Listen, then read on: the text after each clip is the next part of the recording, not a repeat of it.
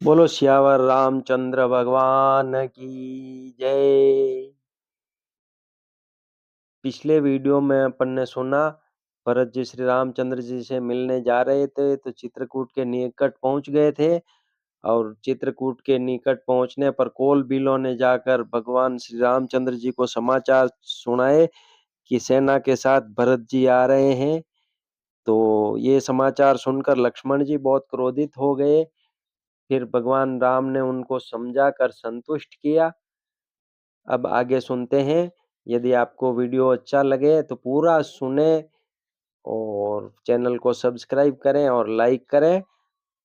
श्री राम जय जय राम, श्री राम जय जय राम, श्री राम जय जय राम, श्री राम जय जय राम।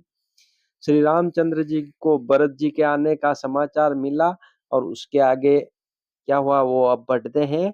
अंधकार चाहे तरुण सूर्य को निगल जाए, आकाश चाहे बादलों में समा कर मिल जाए, गो के खुर इतने जल में अगस्त जी डूब जाए और पृथ्वी चाहे अपनी स्वाभाविक क्षमा सहनशीलता को छोड़ दे, मच्छर की फूंक से चाहे सुमेरु उड़ जाए, परंतु हे भाई भरत को राजमत कभी नहीं हो सकता। हे लक्ष्मण, मैं तुम्हारी शपथ और पिताजी की सौगंध खाकर कहता हूँ, भरत के समान पवित्र और उत्तम भाई संसार में नहीं है। हे तात, गुण रूपी दूध और अवगुण रूपी जल को मिलाकर विधाता इस दृश्य प्रपंच जगत को रचता है, परंतु भरत ने सूर्यवंश रूपी तालाब में हंस रूप जन्म लेकर गुण और दोष का विभाग कर दिया, दोनों को अलग अलग कर दिया। गुण रूपी दूध को ग्रहण कर और अवगुण रूपी जल को त्याग कर भरत ने अपने यश से जगत में उजियाला कर दिया है। भरत जी के गुण, शील और स्वभाव को कहते कहते श्री रघुनाथ जी प्रेम समुद्र में मग्न हो गए। श्री रामचंद्र जी की वाणी सुनकर और भरत जी पर उनका प्रेम देखकर समस्त देवता उनकी सराहना करने लगे और कहने लगे कि श्री रामचंद्र जी के समान कृपा के धाम प्रभु और कौन है। यदि जगत में भरत का जन्म न होता तो पृथ्वी पर संपूर्ण धर्मों की दूरी को कौन धारण करता। हे रघुनाथ जी, कवि कुल के लिए अगम, उनकी कल्पना से अतीत भरत जी के गुणों की कथा आपके सिवा और कौन जान सकता है। लक्ष्मण जी, श्री रामचंद्र जी और सीता जी ने देवताओं की वाणी सुनकर अत्यंत सुख पाया, जो वर्णन नहीं किया जा सकता। यहाँ भरत जी ने सारे समाज के साथ पवित्र मंदाकिनी में स्नान किया। फिर सबको नदी के समीप ठहरा कर तथा माता, गुरु और मंत्री की आज्ञा मांगकर निषाद राज और शत्रुघ्न को साथ लेकर भरत जी वहां को चले जहां श्री सीता जी और श्री रघुनाथ जी थे। भरत जी अपनी माता केकई की करनी को समझकर याद करके सकुचाते हैं और मन में करोड़ों कुतर्क करते हैं। सोचते हैं श्री राम, लक्ष्मण और सीता जी मेरा नाम सुनकर स्थान छोड़कर कहीं दूसरी जगह उठकर न चले जाए। मुझे माता के मत में मानकर वे जो कुछ भी करें सो थोड़ा है, पर वे अपनी ओर समझकर अपने विरध और संबंध को देखकर मेरे पापों और अवगुणों को क्षमा करके मेरा आदर ही करेंगे। चाहे मलिन मन जानकर मुझे त्याग दें, चाहे अपना सेवक मानकर मेरा सम्मान करें, कुछ भी करें, मेरे तो श्री रामचंद्र जी की जूतियां ही शरण है। श्री रामचंद्र जी तो अच्छे स्वामी हैं, दोष तो सब दास का ही है। जगत में यश के पात्र तो चातक और मछली ही हैं, जो अपने नेम और प्रेम को सदा नया बनाए रखने में निपुण है।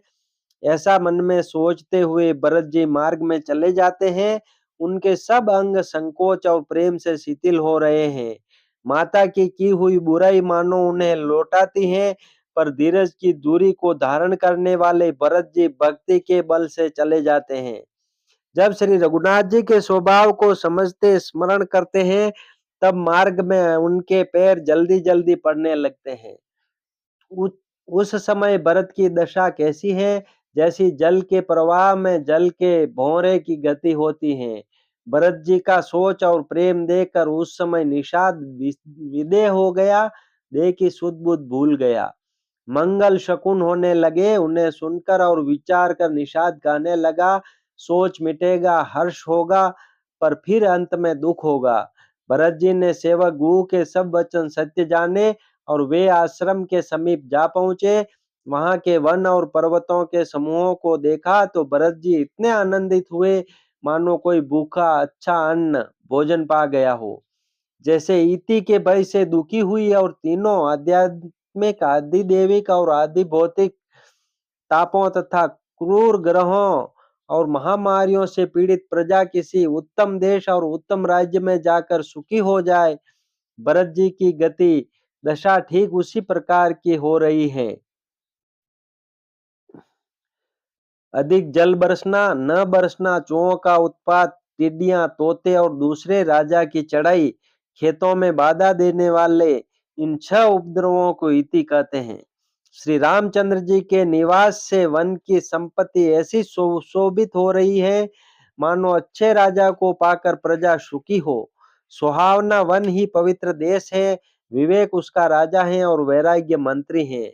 यम तथा नियम, सोच, संतोष, तप, स्वाध्याय और ईश्वर प्रणिधान योद्धा हैं। पर्वत राजधानी है।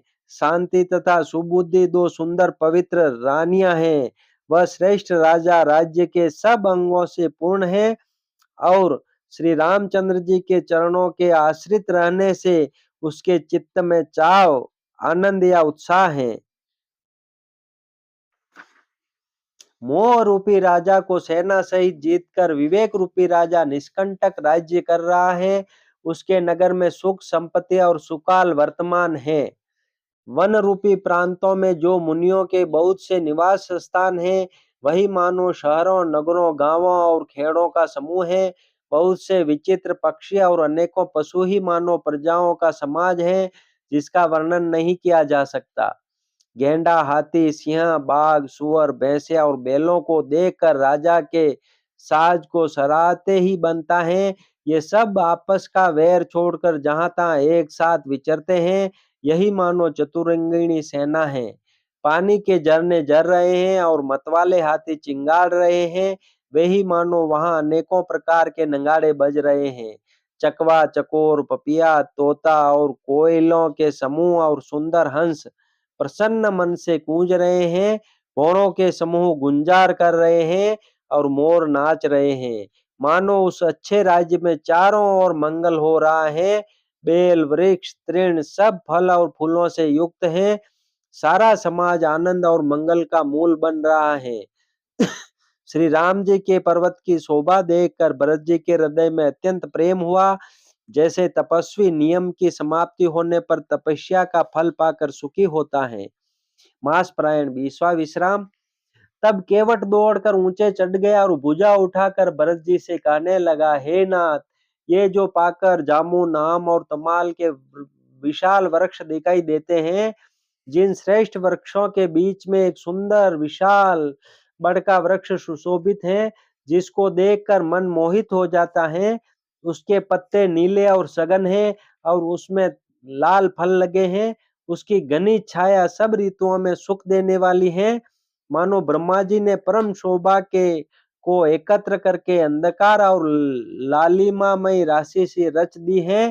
हे गुसाई, ये वृक्ष नदी के समीप है, जहाँ श्री राम की पर्णकुटी छाई है।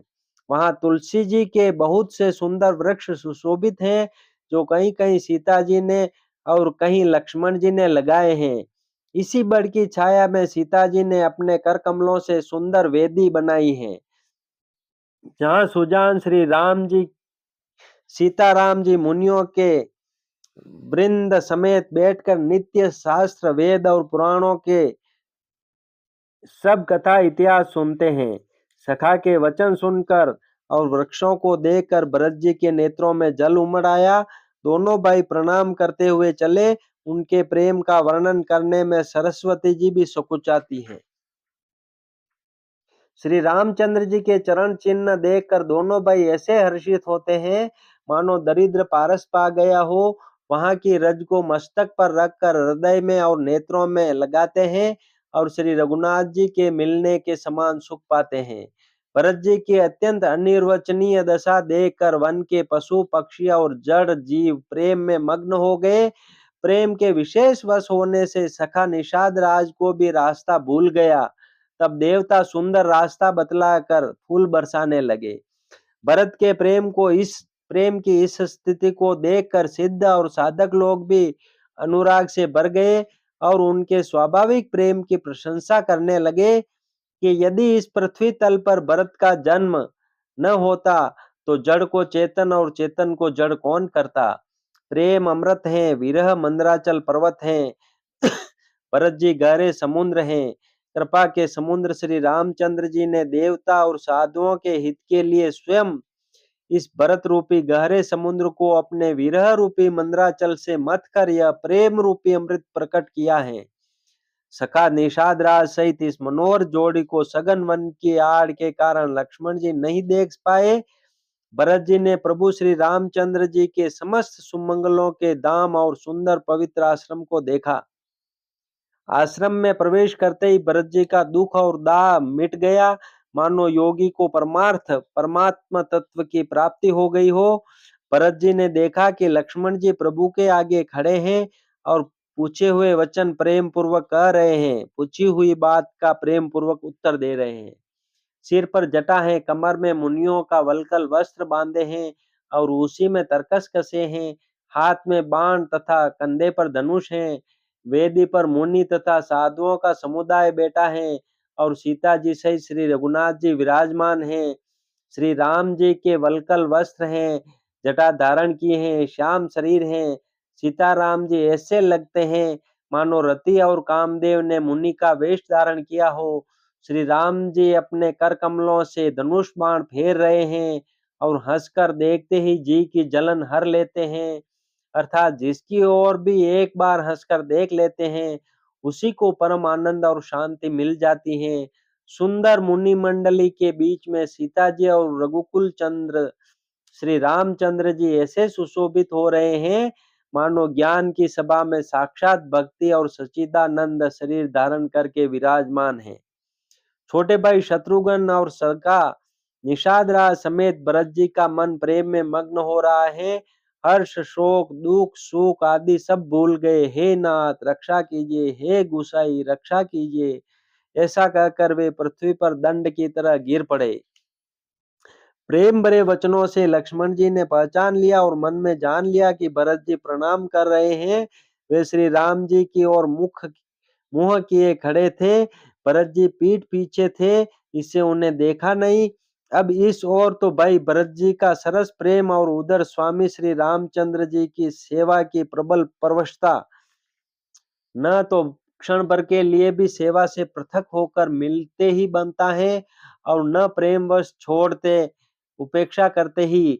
कोई श्रेष्ठ कवि ही लक्ष्मण जी के चित्त की इस गति दुविधा का वर्णन कर सकता है। वे सेवा पर भार रख कर रह गए, सेवा को ही विशेष महत्वपूर्ण समझकर उसी में लगे रहे, मानो चढ़ी हुई पतंग को खिलाड़ी पतंग उड़ाने वाला खींच रहा हो। लक्ष्मण जी ने प्रेम सहित पृथ्वी पर मस्तक नवाकर कहा, हे रघुनाथ जी, भरत जी प्रणाम कर रहे हैं। यह सुनते ही श्री रघुनाथ जी प्रेम में अधीर होकर उठे। कहीं वस्त्र गिरा, कहीं तरकस, कहीं धनुष और कहीं बाण।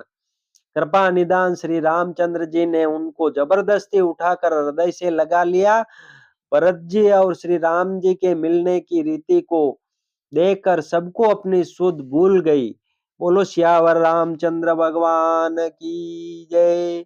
श्री राम जय राम जय जय राम, श्री राम जय राम जय जय राम, श्री राम जय राम जय जय राम, श्री राम जय राम जय जय राम।